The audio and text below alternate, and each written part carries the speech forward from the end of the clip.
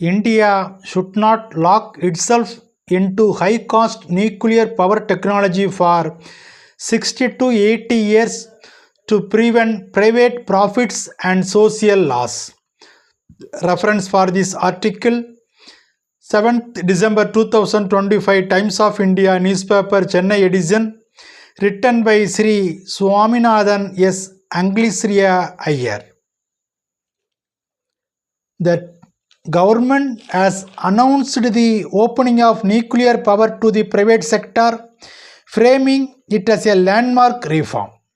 Officials say that to raise nuclear capacity from today 8.8 gigawatts to the target of 100 gigawatt by 2047, public resources alone will be insufficient. Private participation will bring not just cash but innovation, competition and speed. This merits only one cheer, not three. While the end of any monopoly is good news, let this not start an all-out dash for 100 gigawatt of capacity. India needs to proceed as a measured phase, ready to drop nuclear expansion if promising rival technologies succeed. Today, if fossil fuels are eliminated, nuclear power seems the only option for baseload power available almost all the time. But with enough storage of intermittent renewable power, and if battery storage costs keep falling, even renewables can provide power round the clock. This will also require massive investment in new transmission lines to take power from producing to consuming centers. But that could still be the best option. Nuclear power is the most capital intensive, delay prone and regulation heavy form of power in which all advanced economics have stumbled. The government hopes that private money and foreign technology will transform nuclear power into competitive, scalable option. The risk is that India may set itself up for decades of uncompetitive electricity, expensive failouts and stranded assets. Modern nuclear power is defined not by success but by failure.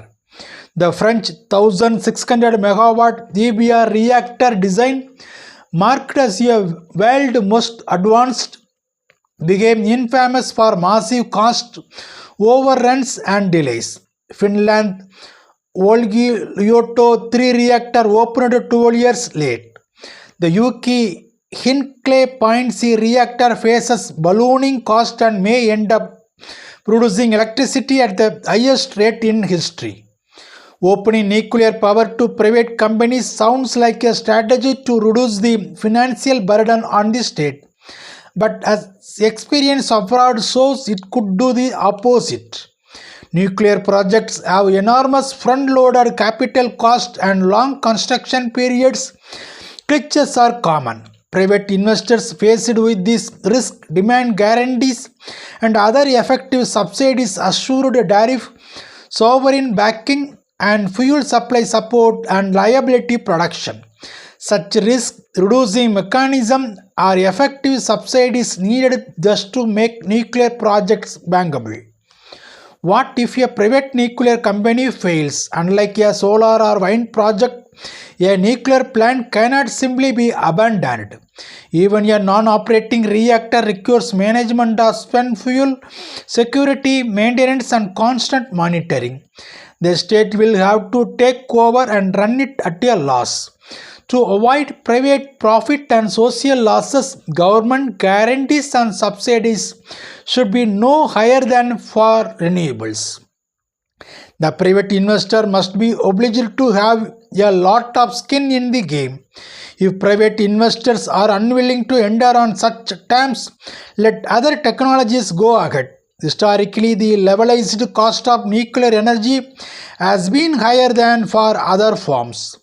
Meanwhile, renewable energy costs have fallen 90% in the last decade and keep falling with technical improvements.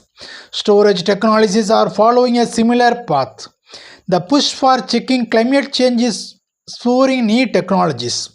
Green hydrogen and long duration storage may reshape power markets within a decade. International electricity trade could create huge new grids. Saudi Arabia wants to build a huge undersea cable to India to sell its cheap surplus solar power. Against this backdrop, committing to 100 gigawatt of nuclear capacity risk logging India into a rigid high-cost technology for 60 to 80 years. Unlike renewables, nuclear power does not get cheaper as more is built.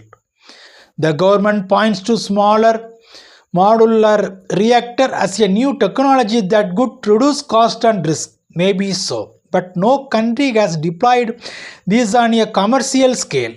Nothing suggests they will be cheaper than renewables. The conversion ratio of solar energy to electricity average 20 to 22% today, but new perovskite and silicon technology promises to increase the conversion ratio to 44%, a huge jump. Bigger blades are enabling windmills to operate at lower wind speed, and that may greatly increase the number of sites at which they can be profitably deployed. That can reduce the need for new transmission lines. Technology moves fast.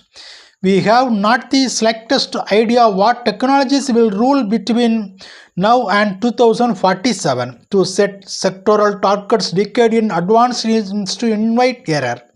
A better strategy is to keep options open.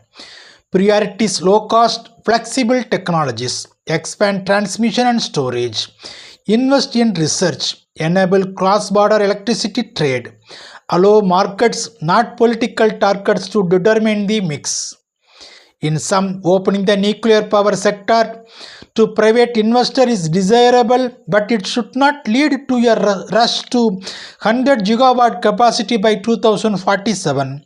India should proceed cautiously without rigid targets, ready for sharp changes in the investment mix as required. Flexibility, not fixation, must be the rule. Bible talks about discretion of using viable technology for energy production and long-term benefits in Deuteronomy chapter 20, verse 19 to 20.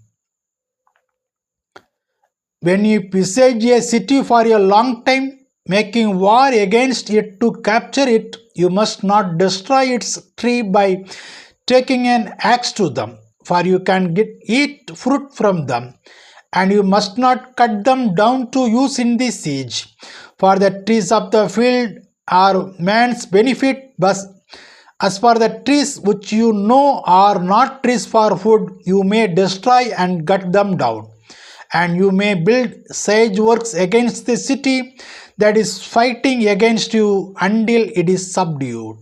Amen.